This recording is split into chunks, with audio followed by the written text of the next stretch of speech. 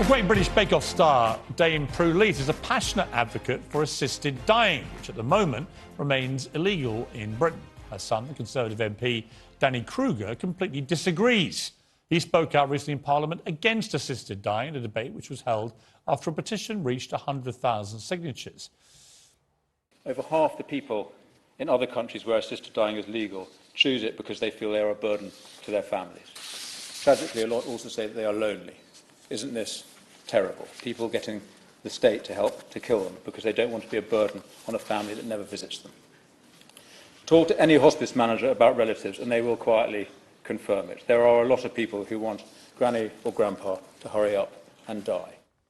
Well, here we have a very famous mother and her nearly as famous political son at loggerheads on a fascinating debate. Well, I spoke to Dame Prue Leith a little earlier about this. Well, I'm joined now by Prue Leith. Prue, lovely to talk to you. Hello, Piers. This is a very serious subject and opinions have been raging on both sides about it. Why do you feel so passionately about this issue? Well, I suppose it's because I'm 82 and heading for the big decision. But I started getting interested in the whole subject when my elder brother died, and he died a really horrible death.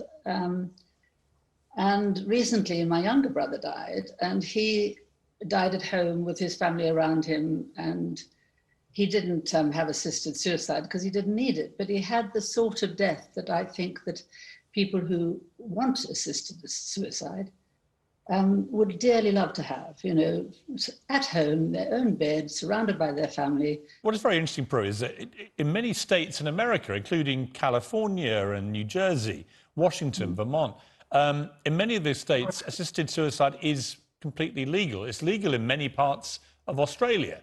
It's legal, I think, in Canada now. So there are lots of countries in the world where assisted suicide is now a legal practice.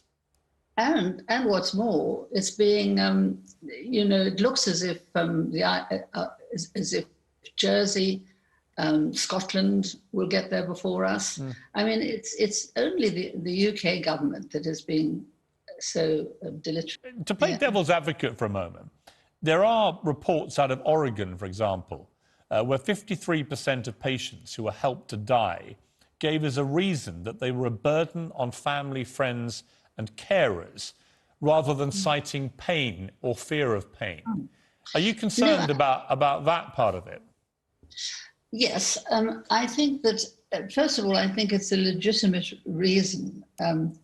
If you know that you are causing your family a lot of anxiety and anxiousness and worry about you, and you are either in huge pain or not enjoying your life, then it's a valid reason. I mean, I'm not saying for a minute that that people should want to commit suicide or have an assisted death just because they're a burden. But being a burden is one of the things that is so distressing. I mean, see, this is where I think the slippery slope argument, which I think Gordon Brown and others have espoused, I do think there is a concern there, isn't there, where you're from a lovely family of well-intentioned people, I have no doubt. However, there are lots of families which perhaps are not quite so well-intentioned to their oldest and not so dearest, who, particularly if there's money perhaps lurking in wills and so on, would be tempted potentially to really make these people feel they are a massive burden and should shuffle off this mortal coil very sharpish. Yeah, I mean, that is a really serious worry.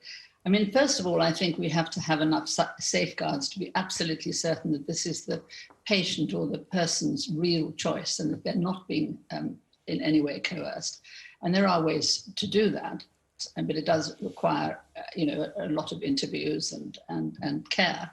But also, I really think this is a bit of a bogeyman that doesn't, although it does exist, it is quite small. One of your sons, he's a Tory MP who's actually vehemently opposed this legislation. So what are you going to do if you decide in a few years' time you've become a massive burden and he says, Well, sorry, Mum, I'm not doing it?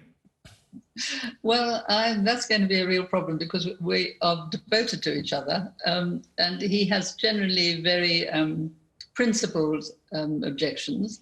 I think he's quite wrong. But I hope I'm hoping I'll manage to, first of all, I'm hoping that he will not manage to muster all his mates in Parliament to vote against it, and that I will manage to persuade him before I get there. I mean, it's a fascinating situation where your own son is literally in the Houses of Parliament campaigning for the complete opposite. Many families have disagreements about all sorts of things. We happen to have one about this. But I really think, I honestly believe that I should be in control of my own life. I mean, I think the idea that that somehow human life is so sacred. I mean, sacred to whom? It's not sacred to me, and it's my life I'm talking about. No, but you see, OK, so here's again, though. By all means, he can think his life is... I get it, but here's the thing. If I talk to your son about this, I'm sure he'd say, well, that's fine. That might be her view, my mother's view, but actually I love my mother and I don't want to lose my mother and I want to get every moment I can out of her. And if she's not in searing agony, but is simply drifting towards the end of her life, I don't want her to be pulling the plug. Piers, we would only be having this conversation when I was within 6 months of dying. I don't believe that my son would make my last 6 months even more distressing by refusing me that. Yeah, but I think he would argue. I don't want to speak for him, but I think from the arguments he's put forward, he would probably argue to that point. Sure, he would. He would say that your decision would compound his distress. What about his right to not let you take your life? No, I'm sorry. When it comes to my own life, it's my life.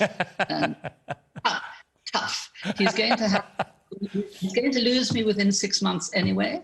So, man up and bear it a few months earlier, or a few weeks earlier. Prue Leith, it's a fascinating debate, not least your own situation with your own family. But unfortunately, you're looking in rude health, so we won't have to encounter this issue, I would imagine, for a very long time to come, thankfully. But thank you for joining me. I appreciate it.